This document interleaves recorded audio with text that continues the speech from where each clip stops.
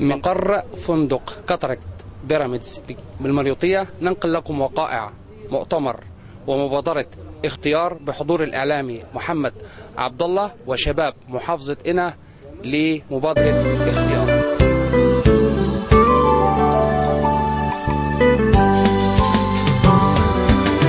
الفرصة بنت جميلة راكبة عجلة بدال، شعرها بيطير قدامها بيدار علينا جمالها، والعاقل لو يلحقها يتبدل بيه الحال.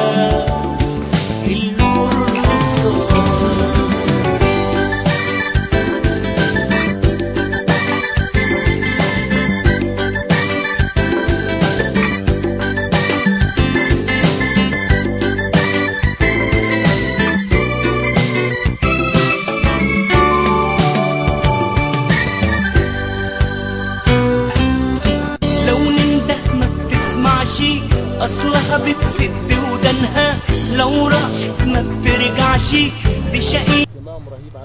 بداية من البنية التحتية يعني أول حاجة اتعمل مشروع القناطر الجديدة، وعدونا إنه قبل ما يتعمل المشروع هيكون مرتبط بحاجة اسمها صرف صحة، على أساس إن المية هتعمل أضرار وكوارث بيئية رهيبة. أول حاجة إن المنسوب ارتفع عندنا، الأراضي ابتدت تطبل زي ما بيقولوا بالبلدي.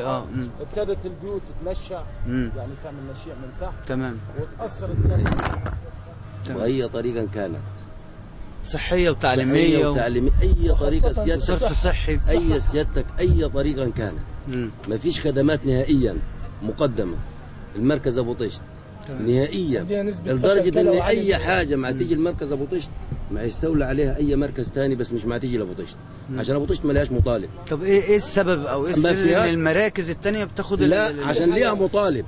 في جهات أو في نواب أو في سلطات معاهم يقدروا يطالبوا بحقهم ويجيبوه يشتغلوا. احنا ابنائنا كلهم ابناء ابو طشت مع احترامي ليهم والقدره الكبيره ليهم، يعني بيوجدوا هنا في القاهره. عن عمليه العصبيه هم فاكرين ايه يا فندم؟ بقول لك عايزين غير هم فاكرين في الوقت الحالي ان العضو يجي من القاهره مثلا ياخذ ان هو يبقى عضو مجلس الشعب ويمشي. ايه الافاده من ده؟ احنا هم مش فاهمين ان الوضع اتغير، في ثورتين قاموا في البلد، الوضع اتغير. تمام. صح بالفعل ان هو في ايه وضع اتغير تماما. تمام. ويمشوا وش الضيق. تمام. ما في يعني احنا البطاقه تمام، الفيش والتشبيه. تمام. لما يكون في وظيفه وواحد عايز يقدم عليه بيروح ناجي حمادي يقعد اسبوع والفيش بيطلع في يوم عشان يعمل فيش. وعندنا المركز موجود والاراضي موجوده واملاك الدوله يا فندم ما يتعدى عليها بطريقه بشعه في مركز ابو طشت، والكل على كل قيادات ما فيش دور القيادات الامنيه هناك مش شغاله. القيادات الامنيه تشتغل مع مين؟ القيادات الامنيه عايزه تشتغل. مش مجامله للقيادات الامنيه، عايزه تشتغل مع مين؟ انا معجله اقول لها اول ما ادخل اقول لها فلان وفلان وفلان وخلاص، على كده الامور مرتاح. تمام. وخليك بعيد عن كذا وبعيد عن كذا عشان كذا. ما فيش. طب فين دور الشباب؟ دور الشباب احنا يا فندم يا فندم احنا بندخل احنا بنروح يا فندم، احنا الشباب جميع جروبات وشغل وبنروح. معنا يدم في ملطه هتعمل ايه؟ هتعمل مظاهره؟ تمام مش هينفع. تمام. وافرض عملت مظاهره مع تنادي مع مين؟ ما انت صوتك ما مسموعش، انت مع تقعد هناك. احنا المستشفى عملنا 3-4 مظاهرات قاعده لغايه دلوقتي على المساوئ بتاعتها. تعال الساعه سيادتك الساعه 2 الظهر. تمام. لو لقيت دكتور قاعد جوه طب خلاص حول على ما فيش خدمات طوارئ، ما فيش اي حاجه. تمام. حول على ناجي حماد. وخاصه دول الشباب. محافظه قنا من المحافظات اللي محرومه من الخدمات، ويكفي ان احنا نعرف ان على مستوى العالم تم اختيار مركزين في محافظه قنا، مركز دشنا ومركز ابو طشت، ليكونوا المراكز الاكثر فقرا. مش بس المراكز عشان ما حدش ياخد كلمه مركز وبس انها منطقه، ده المركز الواحد مركز ابو طشت بيشمل 36 قريه. ممكن بكده نعرف المساحه وعدد السكان قد ايه اللي بيشملهم هذا الاهمال والتقصير. التقصير في الخدمات، التقصير في مستوى التعليم. يكفي ان احنا نعرف النهارده الدوله كلها بتشجع على التعليم، لحد النهارده في تسرب من التعليم، والفتيات بالتحديد في قرى مركز ابو طشت بتتسرب من التعليم بعد الابتدائيه مباشره لعدم وجود مدارس اعدادي او ثانوي. الاكثر من كده كمان ان مع الكوادر القياديه المفروض انها تنمي البلد انا اسفه مع احترامي لجميع الكوادر السابقه، ما قدرتش تأدي دورها بالشكل المطلوب منها. يعني حتى عضو مجلس الشعب ما كانش يعرف يعني لو غالبا ما يعرفش دوره، لان المركز مهمش. المفروض يقول لك انا دوري تشريعي. طب اوكي انا معاك، انت دورك تشريعي، فين التشريع اللي قدمته لخدمه المركز؟ مفيش. طب دوري في مراقبه السلطه التنفيذيه. طب ما انت كل الخدمات اساسا مسؤوليه السلطه التنفيذيه. لو ان سيادتك بتراعي ضميرك، بتراعي ربنا فعلا في مراقبه اعمال السلطه التنفيذيه، هتقدر تقول فين حصتي في الصرف الصحي، فين حصتي في الميه ومرشحات الميه. بمناسبه مرشحات الميه، هي السبب الاساسي بنسبه 80% في انتشار الفشل الكلوي، واعلى نسبه على مستوى الجمهوريه في الفشل الكلوي في مركز ابو تشت. طب يعني ما فيش صيانات دلوقتي مثلا للكلام ده، او ما حدش بيقوم بالصيانات، ما حدش بيعمل اي حاجه، وما فيش متابعه؟ ما فيش يا فندم. المرشحات الميه يعني حالتها في منتهى السوء، في منتهى السوء يا فندم. ولا كل سنتين، حتى احنا موافقين كل سنتين، حتى كل سنتين ما فيش. حتى الصرف الصحي قرية مخانس بالتحديد محرومة من الصرف الصحي، يقال لأنها قرية سياحية لأن فيها آثار. طالما فيها آثار، طب الآثار بتاعتها بتروح فين؟ يعني بيتاخد بالآثار من مركز أبو تشت تروح للمتاحف سواء في القاهرة أو في الأقصر أو في أسوان. والأقصر رغم أنها مدينة سياحية على مستوى العالم، من اكبر المدن السياحيه في العالم، لكنها فيها صرف صحي. احنا محرومين من الصرف الصحي عشان الاثار، ومع ذلك ما بيتمش تنميتنا عشان تكون منطقه جذب سياحي، رغم ان في عندنا النيل وعندنا قناطر نجا حمادي. وبالمناسبه قناطر نجا حمادي تقع في مركز ابو تشت، فيفترض انها تكون قناطر مركز ابو تشت. نجا حمادي مركز ثاني خالص، ولكن التاريخ يقول ان عند انشاء قناطر نجا حمادي كانت ابو تشت احد اعمال مركز نجا حمادي. فللتراث خلي اسم نجا حمادي على القناطر، ما فيش مشكله، لكن لما تتشق قناطر جديده، تنشأ مناطر جديده، القناطر تتسمى باسم مركز ابو تشت عشان الناس حتى تعرف ايه ابو تشت. احنا لما بنقول قدام حد ما بيعرفوش.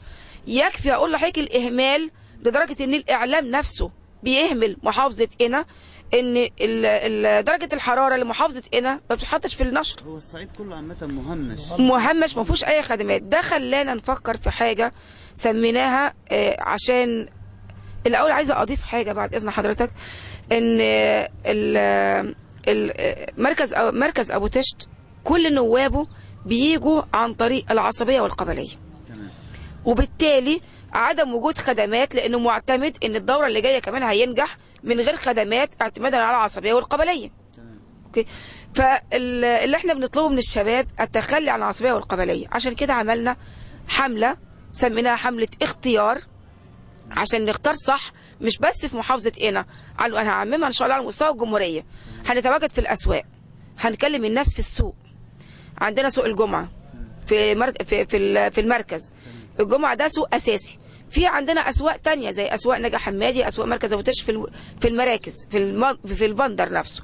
في الاسواق برضه هنقف وهننادي ان احنا نكلم الناس، نبذ القبليه، نبذ التعصب، نبذ العنف، نبذ التحيز. ده القبليه والعصبيه وصلت الى القتل في انتخابات مجلس الشعب ومجلس الشورى.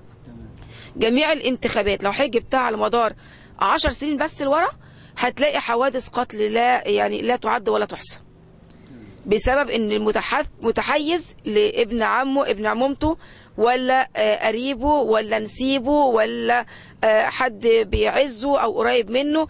المهم العصبيه والقبليه هي الاساس في الخصومات الثأرية، هي الاساس في الخلافات اللي بتتم القبليه بالظبط. بناء عليه بنقول الاختيار، ان احنا هنختار المره دي، هنختار صح. وعملنا حمله اختيار وهننزل بيها ان شاء الله زي ما قلت في الاسواق، في محطات الاتوبيس. اتفضل. ان احنا نكلم الناس في الاسواق بس مش هيكفي. ما انا هكمل لحضرتك ولا هنعمل ايه؟ ما انا هكمل لحضرتك. لا، احنا هنعمل حمله الحمله المتنقله. الحمله المتنقله هتشمل ان احنا هيبقى لنا مندوبين في كل محافظه، كل محافظه على مده 15 يوم متصله. كل مجموعه بتركب القطر لمده محطه واحده. يعني بتاع الاقصر هيركب من الاقصر لحد قنا وينزل في قنا، وياخد القطر اللي راجع علشان يقف في كل عربيه ويكلم الناس على اهميه نبذ العنف واهميه اختيار نائب صح، نائب يعرف ان هو يؤدي دوره صح. يكفي اقول لحضرتك ان النائب اللي بيشرع قد يجهل اسس القانون، وضع اسس التشريع، ازاي يحط تشريع، ايه حقه، ايه واجباته، ازاي يقدم مشروع القانون. العضو المجلس الشعب اللي ما يدركش أهمية سن القانون وياخده على انه بيسقف له في الاخر، ولما تيجي تسأله انت بتسقف على ايه يقول لك عشان القانون. طب انت صوتت على ايه؟ على القانون. طب القانون ده انت عرفته؟ يقول لك لا بس الناس دول كلامهم زين، والراجل اللي هناك دي رئيس المجلس ده بيمشي مع الوزير كتف بكتف، ما بيخافش منه. هو كده بقى بالنسبة له ده الطب يعني. هو كده ما يعرفش ان الحرف، الكلمة، النقطة، التشكيل بيفرق في صياغة المادة. يعني على سبيل المثال لو قلت اتفاقية جنيف لمنع ومعاقبة الإرهاب وشلت حرف الواو أصبحت اتفاقية جنيف لمنع ومعاقبة الإرهاب، شرعت الإرهاب على المستوى الدولي. لو قلت حضرتك كل من بنى أو تعدى على أرض زراعية يعاقب بالحبس مدة لا تقل عن سنة أو لا تزيد عن سنة whatever، أو الغرامة التي لا تزيد عن 10,000 جنيه، وشلت حرف الألف بقت الحبس والغرامة، ضاعفت العقوبة، مش اديت صلاحية للقاضي أن يختار ما بين الحبس والغرامة. الألفاظ لو أنا جبت كلمة عشان أقل من الحرف النقطة، لو قلت على سبيل المثال جبل شموخ وارتفاع وأوتاد الأرض قيل عنها في القرآن، لو شلت النقطة بقت حبل أشنق بنفسي وانشر عليه غسيلي زي ما تقول. لو حطيت النقطة فوق بقت خلل وعته وجنون وقول زي ما تقول. لو شلت النقطة وخليتها زي ما هي حبل، وشلت الشدة والسكون مثلا اللي فوق وحطيت فتحة بقت حبل، خلفة وولادة وعيال ودكاترة وعيش زي ما تعيش. يعني النقطة تفرق، الحرف يفرق، التشكيل يفرق في صياغة المادة. فمالنا بصياغة المادة نفسها في مشروع القانون نفسه. ثم هيخدم مين؟ يعني لما اجي مثلا الاقي عندي بعض القوانين والتشريعات صدرت، انا مش عايزه اقول في غيبه من الاعضاء اللي سنوها، لما يجي يقول لي مثلا في قانون التأمينات على سبيل المثال ان السائق اللي مؤمن عليه كصاحب عمل، ان هو صاحب التاكسي وحصلت له حادثه وتم بتر ساقه فوق الركبه، ده مش عجز كامل يسمح له بالحصول على معاش، رغم ان ده اقعده عن العمل. يقول لك عنده عربيه يشغلها. طب لو رجلين الاثنين برضه مش نسبة العجز اللي تسمح له بالحصول على هذا المعاش. ليه؟ طب ما عنده عربية، طب ما العربية كمان اتدعكت في الحادثة. يعني ولا عنده عربية ولا عنده طب هيعمل ايه؟ يقول لك يدفع تأمينات لحد ما يوصل السن القانوني وبعدين يبقى ياخد المعاش. طب هو يدفع تأمينات منين ويعيش منين؟ أصبح قاعد وأصبح ما عندوش مصدر رزق وما عندوش عربيته. دي التشريعات الجديدة. لو كان وضع هذا القانون بالظبط، لو كان وضع هذا القانون يعرف يعني ايه صالح الناس، ما كانش عمل حاجة زي كده. من ضمن التشريعات اللي ممكن اللي اعتقد ان المجلس القادم سينادي بها ان شاء الله، البناء على الاراضي الزراعية لمن تم البناء بالفعل على ارض الواقع حاليا، تم بناء على ارض زراعية. اعتقد ان مصلحة الدولة تقتضي ان يتم تغريمهم مهما كانت نسبة الغرامة او العقوبة، ولتكن 25% من اجمالي العقار الذي تم بناؤه. ال 25% تتاخد بشكل شقق وتوزع على الشباب. بس انا بقى قننت الفساد كده وخليته اي واحد يفسد ويدفع غرامه. ما انا استاذن معلك، مش فساد، انا بتكلم على الوضع الحالي. يتم عمل حصر ميداني بالوضع الحالي لسبب، لان الارض الزراعيه تم البناء عليها بالفعل، تم البناء عليها بالفعل. هل انت النهارده لو هديت العماره هترجع ارض زراعيه؟ خلاص الارض اتاكلت، فيها الاساس كل الارض، القواعد كلت الارض، الاسمنت، كل مواد البناء اللي اتحطت في الارض كلت الارض، مش هترجع ارض زراعيه تاني. اذا استفاد بيها كثروه عقاريه، واخد جزء منها يساهم مع الدوله في حل الازمه العقاريه، اسكان الشباب. والفلوس اللي الشباب هيدفعوها طبعا هيشتروها من الدوله، يتم توريدها لخزينه الدوله. اذا خزينه الدوله نشطت في نفس الوقت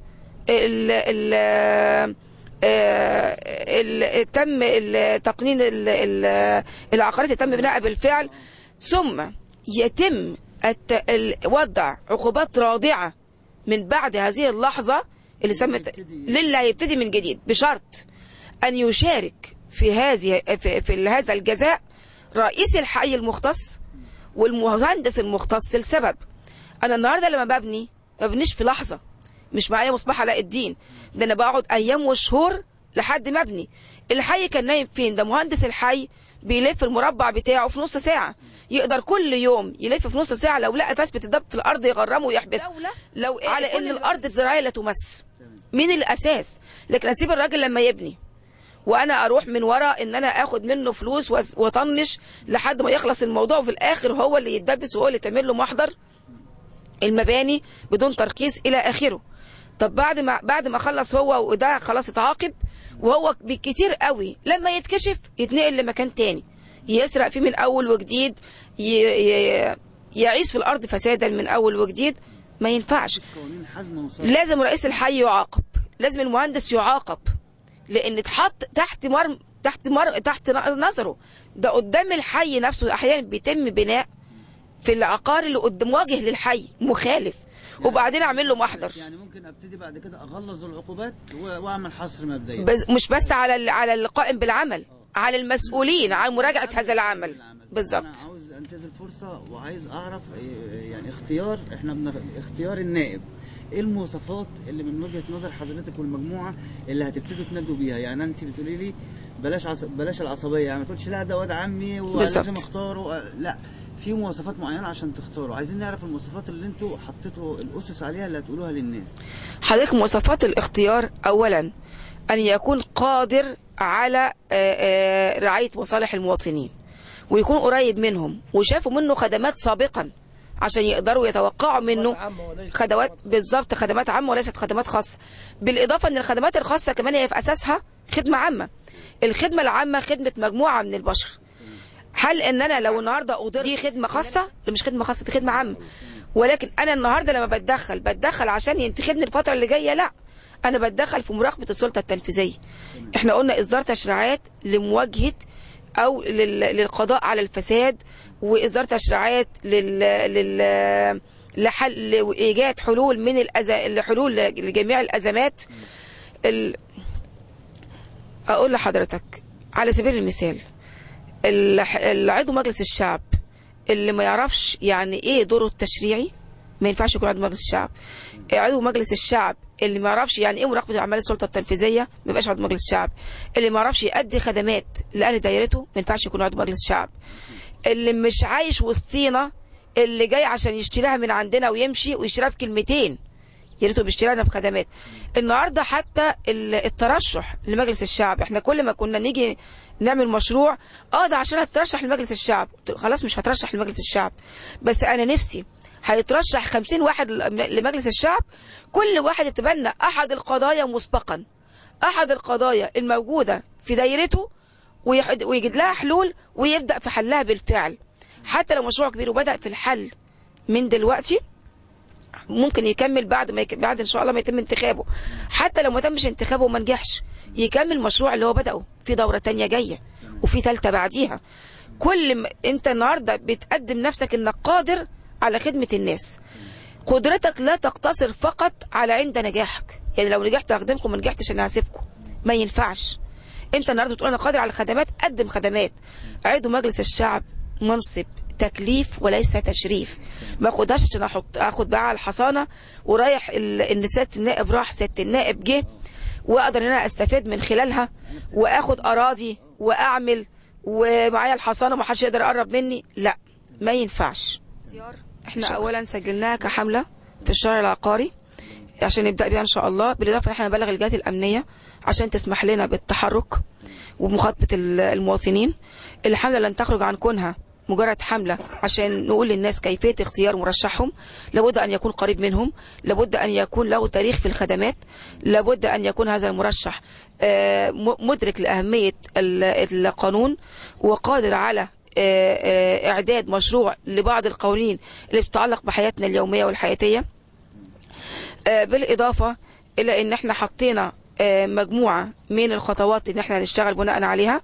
بداية هنلف الأسواق وهننادي للناس لنبذ العنصرية، لنبذ العنف، لنبذ العصبية والقبلية، علشان ما يبقاش أنا باخده لمجرد إنه ابن عمي ولا قريبي ولا من قريتي. لا، أنا باخده عشان أنا مقتنع إن هو قادر على بيتواصل مع الجماهير اللي هم أهل دايرته، يقدروا يرجعوا له في أي وقت في قنوات اتصال مفتوحة بينهم. بعد كده قلنا ازاي هنتحرك في اول حاجة الاسواق زي ما قلنا. ثانيا من خلال قوافل دراجات. قوافل الدراجات هنجوب بيها ان شاء الله المركز كله من خلال الشباب، هيبقوا لابسين التيشيرت بتاع الحملة، معاهم بروشورات للحملة بيبقى فيها اهداف الحملة وبرنامج الحملة وكيف تختار مرشحك. بيتم توزيع هذه البروشورات على الاهالي من خلال حملة اسباق الدراجات. هيكون في كمان اتصال عن طريق وسائل النقل العامة، سواء في مواقف الميكروباصات، في مواقف الاتوبيسات، داخل القطر نفسه. هنركب القطر من اول محطة لاخر محطة، كل مجموعة هتستقل بمحافظة، يركبوا القطر من اول المحافظة لاخر المحافظة عشان يدعوا الناس في كل العربات القطار ان لازم يتم الاختيار صح المرة دي. مجلس الشعب المرة دي غير اي مجلس اخر. مجلس الشعب بالفعل هو المجلس التشريعي، اما المجلس القادم هو المجلس التشريعي الوحيد اللي عنده حزمة من التشريعات غير عادية. مع التعديل الدستوري لابد من تعديل معظم الشعب. اذا لابد عضو مجلس الشعب القادم ان يكون على دراية بمشكلات البلد، لانه مسؤول عن البلد كلها مش بس عن المركز اللي انتخبه.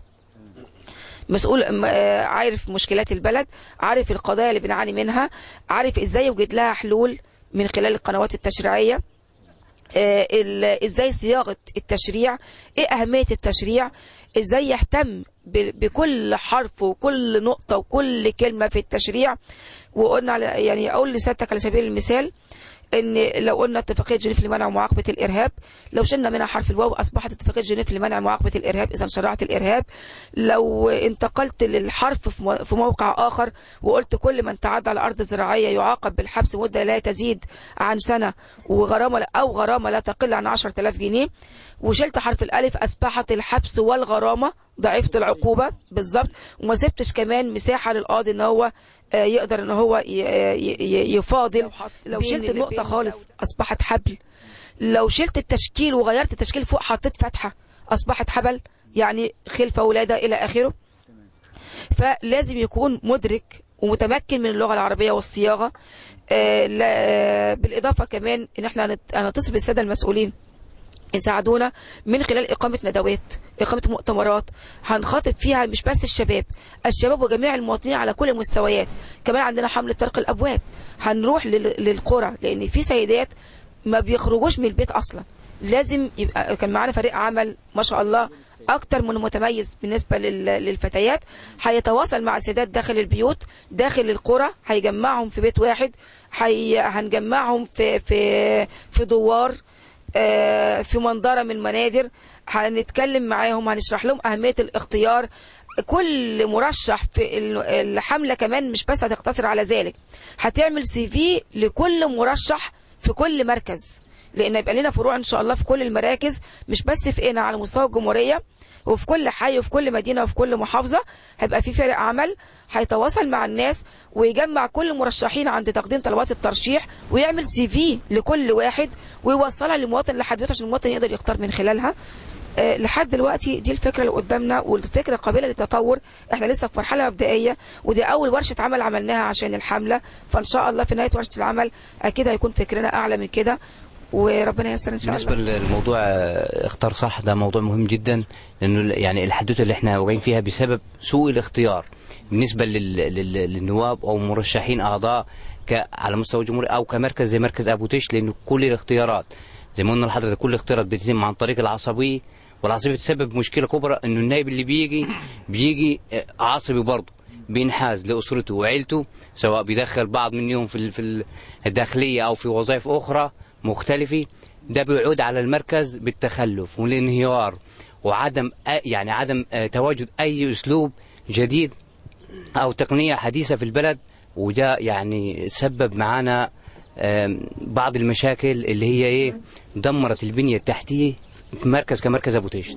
فاختار صح، احنا نتمنى من الله عز وجل انه نكتمل كشباب موجودة في الحملة بأمر الله، ننشروها يعني نشرة صحية بالنسبة لكل المواطنين.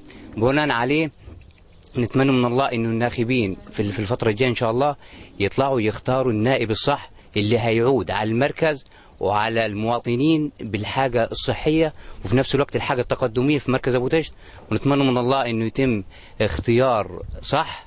اوكي. كنت عايز اسال حضرتك سؤال.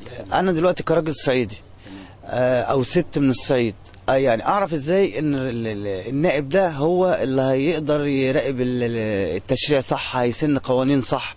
ازاي يعني؟ مثلا ما انت هتقول لي، ما انا هو انت جاي تكلمني، هتقول لي ازاي بقى كده؟ اتفضل كده. يعني احنا اختار صح كحملة لإيه؟ يعني الهدف منه انه النائب يكون بالفعل راجل عملي، راجل ذو خدمات عامة، راجل متعلم، راجل فاهم القوانين، راجل عارف ايه اللي بيدور حواليه كناحية سياسية وكتقنية يعني متقدمة.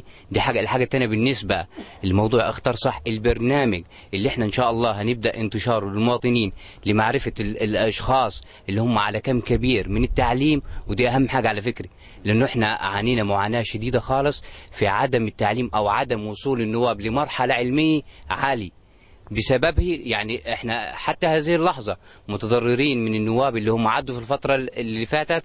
بالنسبة لنا احنا كتوعية في اختار صح هنوعوا الناس انه الاختيار لا يتم عن طريق العصبية او عن طريق الهدايا او عن طريق اللي هي الخدمات الخاصة. بالضبط، الخدمات الخاصة بالنسبة للشغل والوظائف. لانه حاليا حاصل معنا احنا في الفترات اللي فاتت انه في احد المرشحين نزل بناء عليه كان بيقدم يعني وظائف بفلوس، فهو كان عايز يضمن اكبر قدر ممكن، وفعلا خد كميه كبيره من عدد الاصوات بناء على الخدمات الخاصه اللي هي اصلا بيحصل عليها بفلوس. فده كله احنا هنوعه في اختار صح، هنوعه انه المواطن او الناخب يختار المرشح كدايره كمركز ابو تشت، يختاروا بناء عنه هو ايه اللي هيقدمه كخدمات عامه مش خدمات خاصه. انا بتكلم عن الشباب. حمله اختيار حمله محترمه جدا طبعا، احنا نازلين بيها في الشارع. انا اولا بتكلم عن الشباب ودوره في المرحله اللي جايه. لازم احنا يبقى لنا دور كشباب، نشارك في المرحله السياسيه في البرلمان او في المحليات، تمام، عشان خاطر الشباب يعني ثروه كبيره بالنسبه للدوله. لازم يبقى في اهتمام كبير من الدوله بالشباب. وقال بالعكس احنا عندنا في مركز ابو تشت عدم اهتمام تماما للشباب، او بالعموم محافظه قنا والصعيد تماما ما فيهوش اهتمام بالشباب. الشباب في المرحله اللي جايه لازم يبقى له دور كبير، تمام، في المرحله السياسيه القادمه وفي المحليات. فاحنا نازلين بحمله اختيار عشان نوعي الناس في الشارع ايه بالنسبه للمرشح اللي جاي، ايه دوره. يبقى لازم يبقى دوره يبقى اصلا ليه دور تشريعي في المجلس. ما ينفعش ان هو يبقى يعني زي الحاجات السابقه ان هو بيتكلم في خدمات عامه وحاجات زي كده. لازم يبقى له دور تشريعي. احنا كشباب هننزل في الشارع، وخاصه في مركز ابو تشت وبل في المحافظات كلها زي ما الاستاذه امل قالت. احنا هننزل في جميع المحافظات كشباب، لازم يبقى لنا دور. هنوعي الناس ايه هي حمله اختيار، وهنحط برنامج معين للحمله، ايه اهداف الحمله، ايه برنامجها، ايه بناء عليه ازاي تختار مرشحك كويس. لازم زي ما حضرتك الاستاذه امل قالت، لازم يبقى له النائب البرلماني اللي جاي يبقى ليه دور تشريعي كبير. ما ينفعش ان احنا نختار نائب ما يعرفش حاجه عن الدستور، ما يعرفش حاجه يعني ايه تشريع، ما يعرفش ايه يعني ايه قانون. لازم يبقى عنده وعي كامل. وعي كامل. ثانيا احنا منعدمين الخدمات تماما، تمام، بالنسبه لاهم اهم خدمتين، خدمه عامه في ابو تشت. مركز ابو تشت اصلا معدوم الخدمه بالصرف الصحي تماما. مياه الشرب تماما ليس يعني ما فيش مياه شرب. ثانيا مياه الشرب سببت لنا يعني ايه نسبه كبيره من الفشل الكلوي، تمام. الصحه معدومه عندنا تماما، مستشفى الصحيه ما فيش. فاحنا بنطالب ان يبقى النائب اللي جاي بجانب التشريع يبقى في خدمات عامه بالنسبه لمركزنا وبالنسبه لمحافظتنا ان شاء الله. فاحنا هنوعي الناس ان شاء الله. بسم الله الرحمن الرحيم. بدايه انا هتكلم عن سوء الاختيار وحسن الاختيار.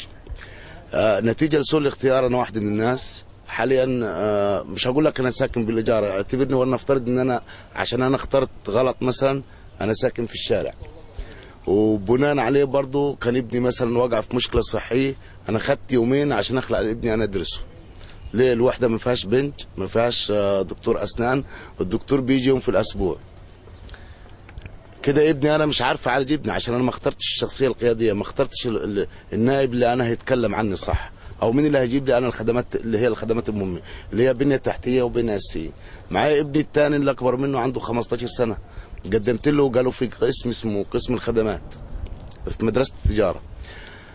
دفعت الرسوم. اول شيء ما فيش فصل نهائيا اسمه فصل خدمات، يعني انا ما فيش لابني، انا ما فيش مدرسي، بالتالي ولا هيقرا ولا هيكتب ولا هيتعلم ولا هيفيد ولا هيستفيد.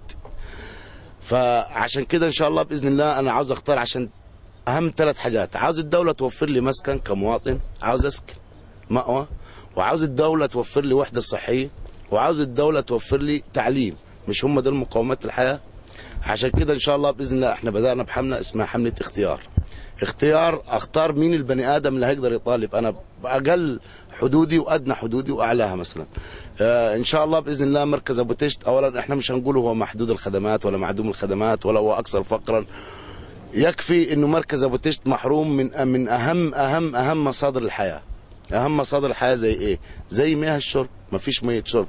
ليه؟ الميه معرضه لليود، معرضه لبعض المعادن اللي هي عامله فشل كلوي. طب انا عندي واحد عنده فشل كلوي، هروح اعمل له غسيل فين؟ لازم هروح مستشفى في القاهره او في الجيزه او الكلام دي. يبقى اذا انا ما عنديش الا ايه؟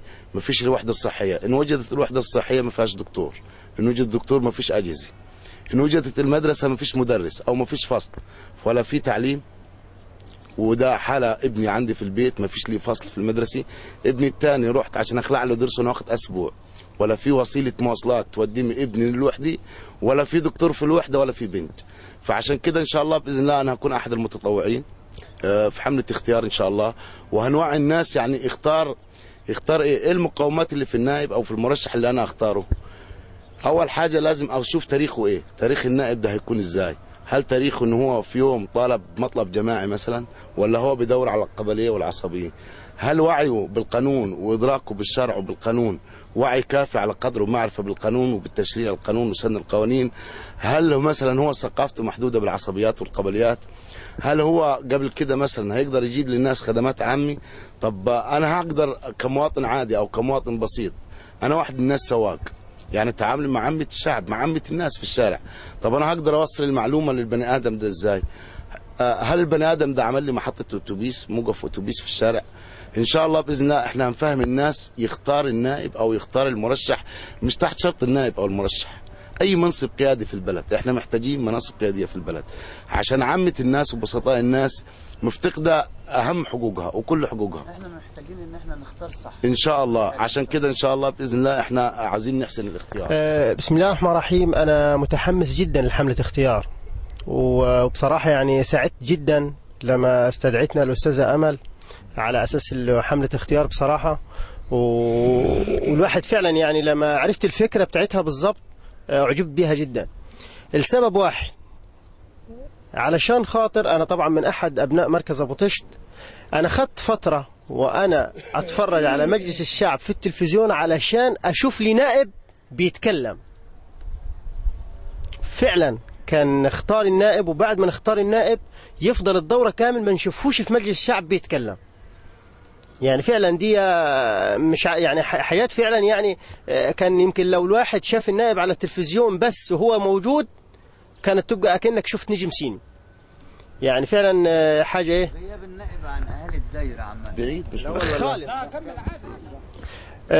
بس هو بيجي طبعا بيختار بيجي طبعا علشان ياخد الكرسي اللي هو بيكون واخده دورتين 3 4 قبل كده، اللي هو بيجي حق مكتسب ليه طبعا بسبب القبليه والعصبيه. مش هتكلم في النقاط اللي اتكلم فيها زمايلي ايه استوفوا فيها. احنا كل الفكره ان احنا عايزين نوجه الناس ونعرف الناس انه ازاي تختار النائب بتاعك اللي هو هيخدمك وهيخدم بلدك وهيخدم مركزك او هيخدم محافظتك رقم 1. يعني انا والله العظيم واقسم بالله نفسي انه النائب ما يعمل لي انا خدمه شخصيه. انا مش عاوز يعمل لي خدمه شخصيه، انا نفسي يخدم المركز او يخدم المحافظه كأنه خدمني أنا. احنا فرحنا ليه بمحافظة جنة لما اتجددت وبقي فيها ليه؟ انا ما فرحتش بيها علشان خاطر هي، بالعكس انا ابعد عن محافظة جنة 80 او 90 كيلو، بس فرحت بيها عشان حاسسها هي المنظرة بتاعت الكبيري، هي البيت بتاعنا الكبير، وعشان كده فرحت بيها وفرحنا كلنا بيها لما اتجددت وبقت ايه وبقت فعشان كده احنا ايه ان شاء الله متحمسين لحملة اختيار، وان شاء الله باذن الله تعالى هيكون لها رواج باذن الله تعالى كبير. وعايز اضرب مثل بسيط قبل ما في المثل بسيط بس. اشمعنا لو خيرتك بين تفاحتين، تفاحة بايظة قدامك وتفاحة كويسة هناك، اشمعنا بتروح تختار البعيد؟ اشمعنا بتروح لها وتروح تختارها علشان كويس وبتسيب اللي جنبك؟ طب اشمعنا في النايب؟ طب النايب ما تختار الكويس حتى لو بعيد عنك. بالنسبة لفكرة اختيار اللي هي طرحتها الأستاذة أمل، حقيقي يعني هي فكرة يعني جميلة وجديرة بالاحترام، ولاقت قبول عندنا كمجموعة من شباب أبو تشت، واحنا برضو فرحانين ان احنا هنكونوا نواة لقصة يعني هتفيد البلد بإجمالها بإذن الله. ونفس قصة اختيار دي ما تكونش قاصرة على اختيار أعضاء مجلس الشعب فقط وبس، ولكن احنا عايزين نصدر الفكر النفسي للحكومة على أساس ان تتبنى فكرة الاختيار، انه يكون الاختيارات حتى الحكومية في المسؤولين تكون اختيارات صح، مش يكون الاختيارات للمواطن بس في تحديد مستقبل مجلس الشعب، ولكن هيكون الاختيار برضو في اختيار المسؤولين على أساس ان البلد تنهض ومستواها يكون أفضل مما هو عليه حاليا. المشكلة اللي عندنا برضو ان احنا دايما ان الدولة هي اللي بتصدر مشاكلها للمواطن. يعني احنا مثلا بنشوف برنامج في التلفزيون يقولنا نيلنا هنحميه ونحافظ عليه. انا اول ما بشوف الاعلان ده بيضايقني جدا، ان بيجيب عربية كسح بتفضي في النيل او بتفضي في ترعة. هو سبب المشكلة مين؟ المواطن ولا الدولة؟ طبعا هنا المواطن ملهوش اي ذنب، لانه المواطن لو عنده صرف صحي مش هتشوف المنظر ديت، فهو تصدير مشكلة الدولة بتحملها لمين؟ بتحملها للمواطن. فيا ريت ان الفكره تطبق مش على مستوى الافراد، ان هو يعني تكون على مستوى الحكومه، وان شاء الله ان احنا املين ان الفكره ان شاء الله هتنجح، وباذن الله تلاقي رواج بين ابناء الشعب المصري باجماليه، وان شاء الله كده يعني بنتمنى ان الفكره يعني ان شاء الله تطبق على المستوى الجمهوريه بالكامل وكلها ايه السواد الاعظم. بالنسبه لحالة اختيار، احنا كشباب مع بعض كنا بنقعد نتكلم برضه في السياسه والاحداث الحاصله في البلد والتطورات ومش عارف رئيس جه ورئيس مشي ورئيس مش عارف ايه، فاحنا كنا بنتكلم عايزين حل برضه نائب كبير بالثقه او يحل لنا مشاكلنا، فما كناش عارفين ايه الحل. فلقينا الاستاذه امل طرحت الفكره اللي هي حمله اختيار، فلقيناها هي الحل الامثل، او اللي هو ممكن يلاقي رواج، او ممكن هو يحل لنا معظم مشاكلنا، لانه معظم المشاكل بتيجي في عدم الاختيار. سوري في اللفظ، لو انت اخترت بدله مثلا مش عارف ايه وجبتها وما عجبتكش فهترميها، بالتالي انت خسرت، فده كله بيتلقى على عدم الاختيار السليم بتاعك. فانت لما تختار صح ده اكيد 100% النتيجه هتكون صح.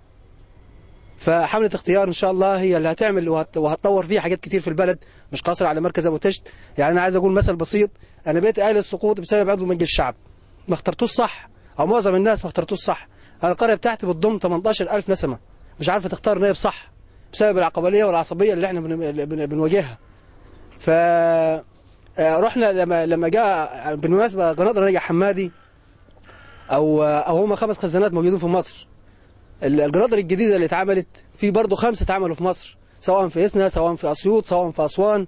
كل المناطق اللي حواليها اتعمل لها صرف صحي، قبل ما تتعمل كان معمول لها صرف صحي، الا منطقه ابو تشت ما اتعمل لها الصرف الصحي. ليه؟ من ليه؟ طب اسنا فيها اثار، الاقصر فيها اثار، الدنيا كلها فيها اثار، الا اشمعنى ابو تشت؟ بسبب قال لك ان هي عاليه عن مستوى البحر، المنسوب بتاعها اعلى.